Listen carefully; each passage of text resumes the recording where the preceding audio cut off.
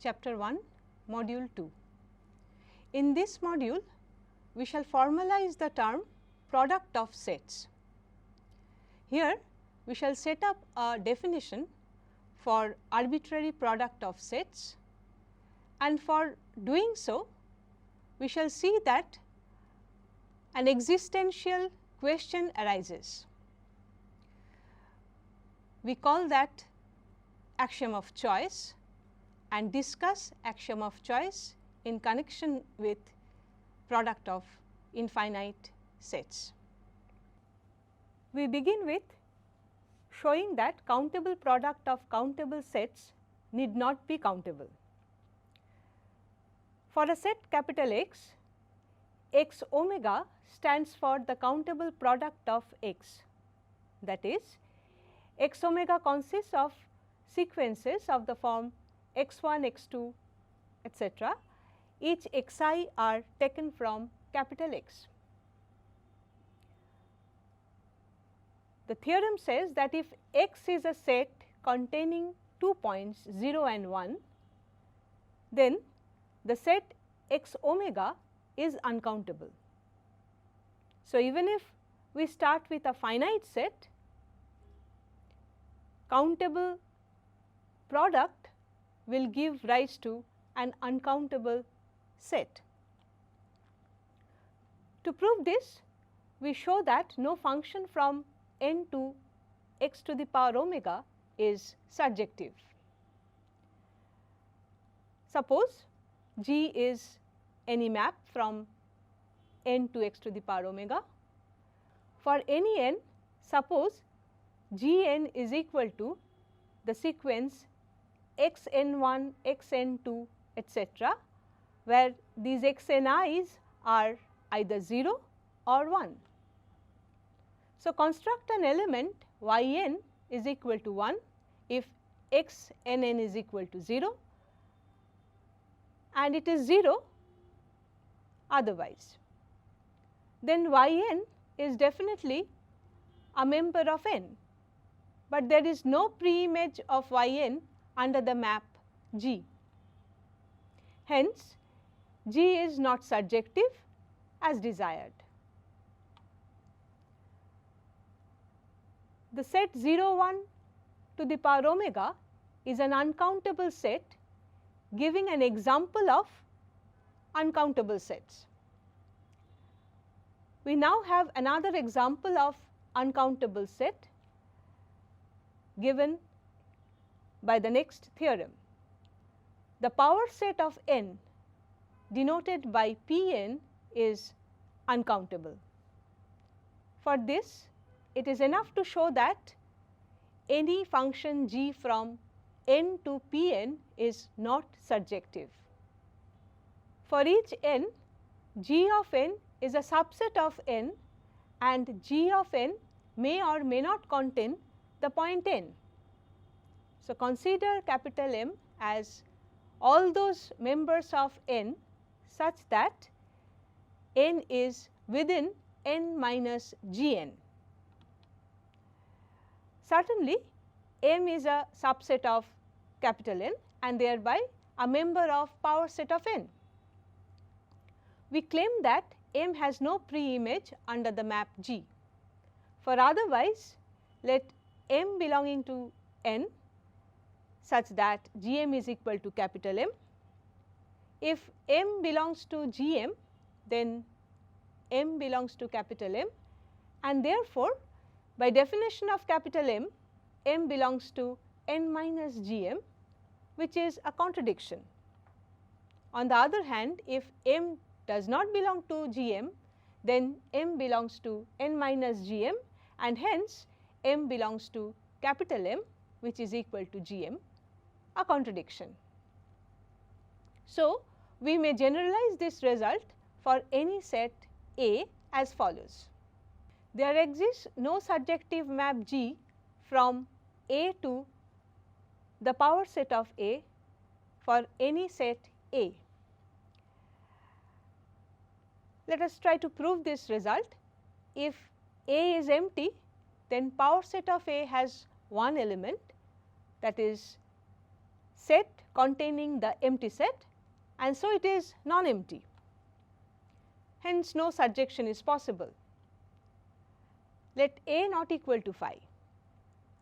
Let G from A to power set of A be any function.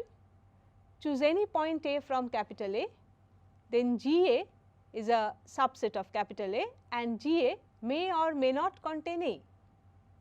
We consider the set B as those points of capital A which are lying outside GA. Using a similar argument, we may then conclude that B has no pre-image in A under the map G. Now we define Cartesian product of two sets. Suppose we take two sets A and B.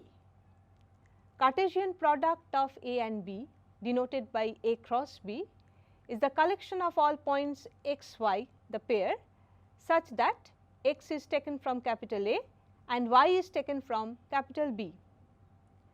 So, any element of the product of n many sets looks like an ordered n tuple.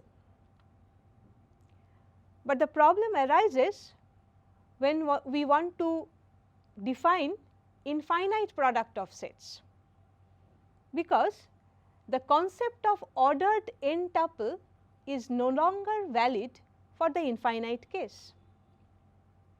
However, the idea of finite product can be generalized for taking product of countably many sets, where each element may look like a sequence. In finite case, an element is of the form x1, x2, xn, an n tuple where xi's are varying over capital Xi. So, intuitively for countable case, an element should look like x1, x2, etc., a sequence where each xi is taken from capital Xi.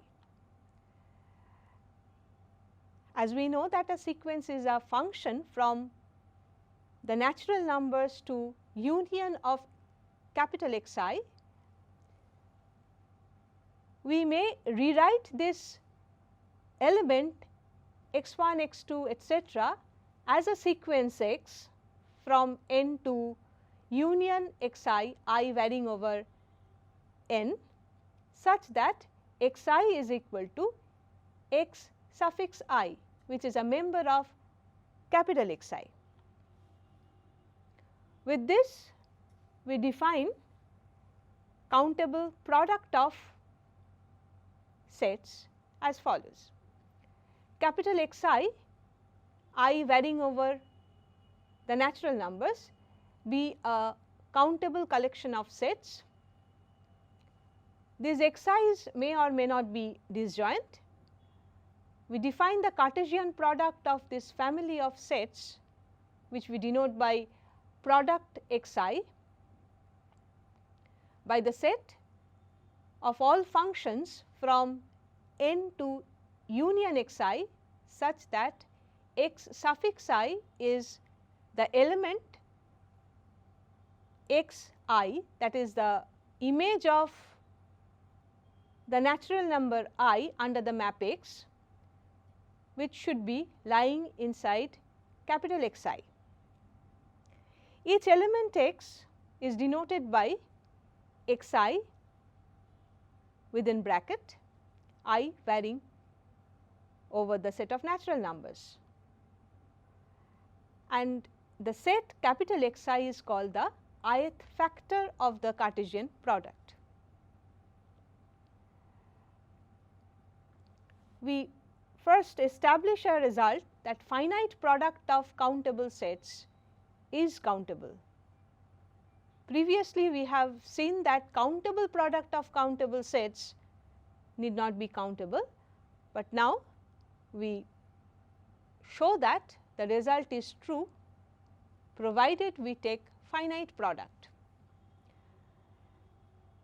So, we start with two countable sets A and B. There are two possibilities.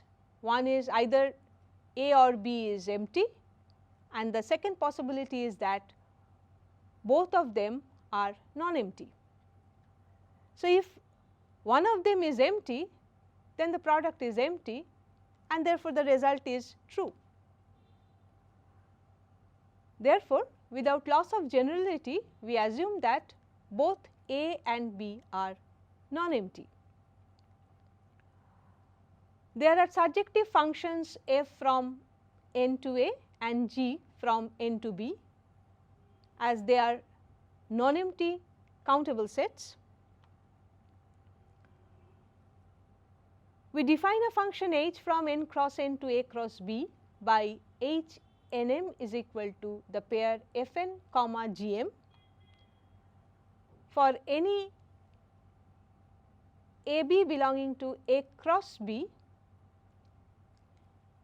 As f and g are surjective, there exists n and m in the set of natural numbers such that f n is equal to A and g m is equal to B. Consequently, the pair A B is equal to the pair f n comma g m and thereby equal to h of n m, that is h is surjective. On the other hand, there exists a bijection eta from n to n cross n. So, combining these two, we have a surjection h composed eta from n to A cross B, proving that A cross B is countable. The description of countable product inspires us to replace the set n by any arbitrary index set and achieve the definition of product of any arbitrary collection of sets. So, replacing the set n by any arbitrary index set lambda, we get the definition of product of any number of sets, that is a collection x alpha, where alpha is varying over the index set lambda, and we define exactly the way we had defined for countable products and get a definition for arbitrary product, and each x alpha is called alphath factor of the Cartesian product. If we take product of finitely many finite sets, then we have seen that if the sets are non-empty, then the product is also non-empty, and that is very easy to understand thing. But if we replace the product by infinite product and sets by infinite sets, then can we expect the same thing to happen? Unfortunately, this will not be the case unless we assume something which is known as axiom of choice. So, let us discuss the axiom of choice in the next section. If X is the Cartesian product of a family of sets x alpha, then P alpha from the product X to the alphath factor x alpha given by the point x alpha, alpha belonging to lambda is mapped to the point x alpha is called the alphath projection map. If a finite family of non-empty sets x1, x2, xn is taken, we can easily prove that if each xi is non-empty, then the product xi I equal to 1 to n is non-empty. And secondly, the ith projection map Pi is surjective. The validity of the results for arbitrary products depend on axiom of choice. The axiom states that given any non-empty family A alpha, alpha belonging to lambda, of non-empty pairwise disjoint sets, there exists a set S consisting of exactly one element from each A alpha. If the non-empty family is a finite family, then the statement of axiom of choice is obvious and easy to understand. But in case of infinite, this obvious looking statement plays pivotal role. Absence of axiom of choice results in failure of a plenty of nice results. We see that the following statements are equivalent. If we take a non-empty family of sets A alpha, alpha belonging to lambda, and we know that each A alpha is non-empty, then their product is non-empty. This particular statement is equivalent to axiom of choice, and it is again equivalent to the last one, that is, if a non-empty family of non-empty sets A alpha, which are not necessarily pairwise disjoint, there exists a map C from the index set lambda to the union A alpha such that for all alpha, corresponding C alpha is in capital A alpha. The function C is called a choice function for the family A alpha. Let us try to prove these equivalence conditions. We show 1 implies 2. Suppose A alpha is a non-empty pairwise disjoint collection of sets. Since A alpha is non-empty by 1, the product A alpha is also non-empty. Hence, there exists some A alpha in the product, and we choose capital S as all the points A alpha, alpha varying over lambda. Then S satisfies the requirement of axiom of choice. 2 implies 3. Suppose A alpha is a non-empty family of non-empty sets. For each alpha, choose B alpha as the Cartesian product singleton alpha cross A alpha, then B alpha is non-empty. Also B alpha intersection B beta is empty whenever alpha not equal to beta. Hence, by axiom of choice, there exists a set S containing exactly one member from each B alpha. That is, there exists a unique pair alpha A alpha inside capital S such that A alpha is inside capital A alpha. Therefore, a function C from lambda to union A alpha can be defined by C alpha equal to A alpha whenever alpha A alpha is in S. This proves the existence of choice function. Now, 3 implies 1. If C is a choice function, that means a function from lambda to union A alpha, then by definition of arbitrary product of sets, C must be a member of the product A alpha, and that proves the product A alpha is non-empty. Now, we observe how axiom of choice is assumed in the proof of the following theorem. We take a collection A alpha, alpha belonging to lambda, of family of non-empty sets. If delta is a subcollection of lambda and P is a function from the product A alpha where alpha varies inside the set lambda to the product A alpha where alpha is varying over the set delta is defined by P A is equal to A restricted to delta.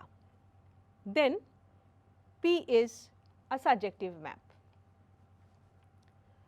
Suppose x alpha is a point, we denote the point x alpha by x.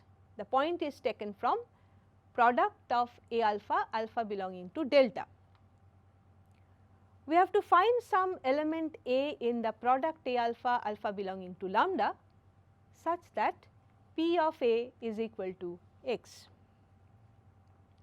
As x is a point in the product A alpha, alpha belonging to lambda, for each alpha belonging to lambda, we have x alpha inside A alpha.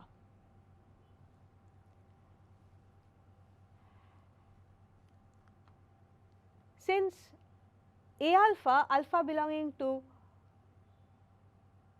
lambda minus delta is a non-empty collection of non-empty sets, there exists a choice function C bar from lambda minus delta to the product A alpha, alpha varying over lambda minus delta such that C bar of alpha is inside A alpha for each alpha belonging to lambda minus delta. So, define A from lambda to the product A alpha by A of alpha is equal to C bar alpha when alpha is inside the set lambda minus delta and A alpha is equal to x alpha when alpha is inside the set delta. Then A belongs to the product A alpha and of course, P evaluated at the point A is equal to A restricted to delta and that is equal to the small x. Hence, P is surjective. As a corollary to this theorem, we get that the projection maps are all surjective. So, we see that if we can prove this corollary, actually we are assuming axiom of choice to get this result. Choose delta to be the singleton beta, then by the theorem P beta is equal to the function P from the product A alpha to A beta and it is surjective and that proves the result. In the next corollary, if A alpha is contained in B alpha, then the product A alpha will be contained in product B alpha. Conversely, if each A alpha is non-empty and the product of A alpha is contained in product of B alpha, then A alpha should be contained in B alpha. Now, if A alpha is contained in B alpha, then it is trivially true that the product A alpha will be contained in product B alpha. And for the converse, we can rely on the previous corollary. In mathematics, we frequently use the principle of recursion. We shall now establish the validity of such principle in this module. Let us define what we mean by recursion. Suppose capital A is a set and A0 is a point in capital A. Let C be a collection of functions defined on sets of the form 1 to n for each n belonging to the natural numbers into capital A, and psi is a function from that collection C to the set A. A function h from n to a is called a recursion if the following holds: h1 is equal to a0 and hi is equal to psi of h restricted to 1 to I minus 1 for all I greater than 1. The following are a couple of examples of recursion. Suppose a is the set of real numbers and a0 is a point in R.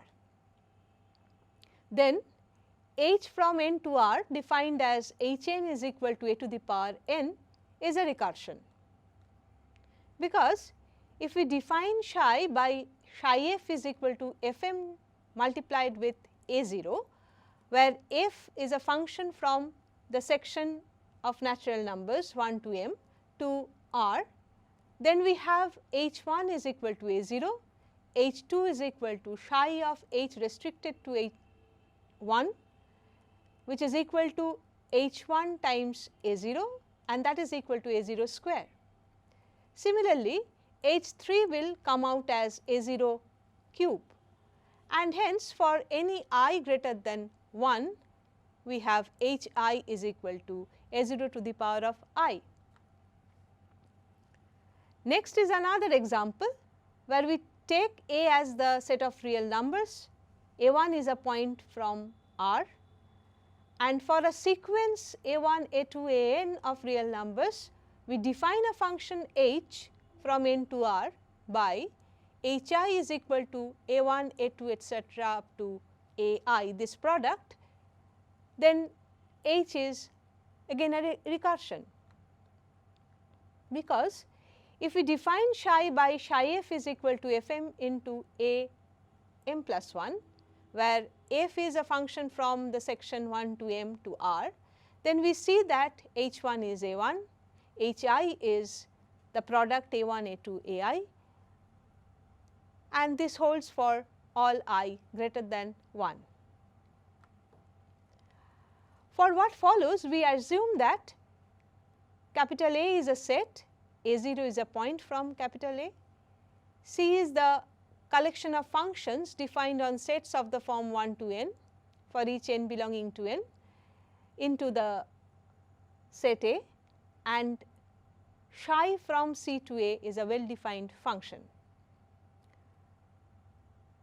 We shall show that for any n belonging to the natural numbers, there exists a function f from the section 1 to n to the set A satisfying f1 equal to a0 and fi is equal to psi of f restricted to 1 to I minus 1 for all I greater than 1.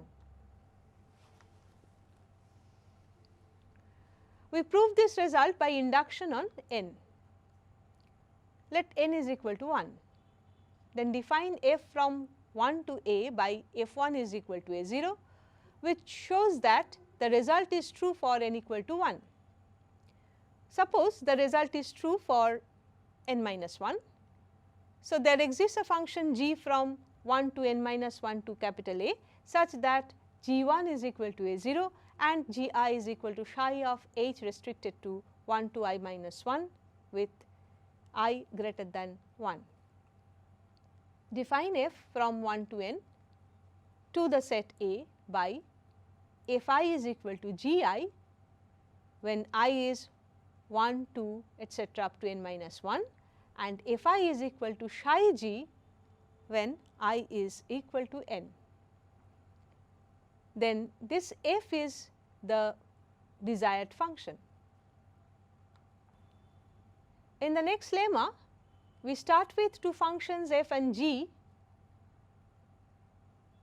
The first one is defined on the set 1 to n and the second one is defined on the set 1 to m, and both are mapping inside capital A such that f1 is equal to g1 and that is equal to a0, a particular point of capital A. Fi is equal to psi of f restricted to 1 to I minus 1 and gi is equal to psi of g restricted to 1 to I minus 1 for all I greater than 1.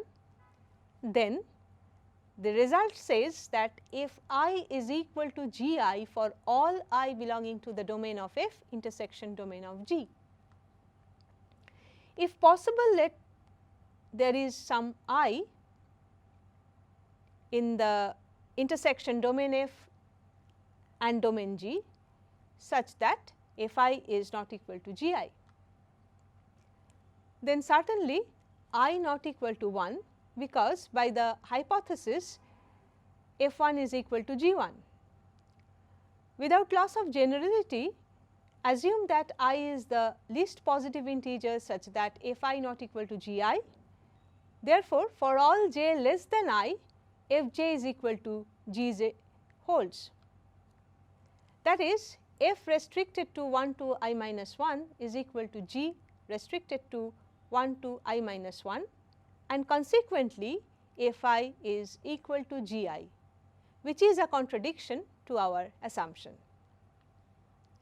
Now we state the principle of recursion. It says that if we start with a set A and a point A0 from A, and if C is a collection of functions defined on the initial segments of the natural numbers to A, and psi is a well defined function from C to A, then there exists a unique H from N to A such that the condition for recursion holds. That means, there exists a unique recursion H. First we prove the existence of such H. Let us consider Fn from 1 to n, the initial segment of the natural numbers to A, satisfying the conditions that Fn1 is equal to A0 and Fni is equal to psi of Fn restricted to 1 to I minus 1 for all I greater than 1. Then the first lemma guarantees the existence of such functions Fn for each n belonging to n, and by second lemma, if I is in the intersection domain Fn intersection domain Fm, then Fni should be equal to Fmi. Hence, we have a function h from n to a given by h1 is equal to a0 and hi is equal to Fni for all I greater than 1. Now, to prove the uniqueness of H, if possible, let there be some k satisfying the same condition, then clearly H1 is equal to k1. Now, for H not equal to k, there exists some positive integer, and we suppose that is the least positive integer I, such that Hi is not equal to Ki. Now, why we are saying so? That it is known that least positive integer exists by well ordering principle of natural numbers. In such case, for all j less than I, Hj is equal to Kj, and now for Hi is equal to psi h restricted to 1 to I minus 1, and that is k restricted to 1 to I minus 1, which is Ki, which gives rise to a contradiction to our assumption that Hi is not equal to Ki, and that proves the uniqueness of the function h.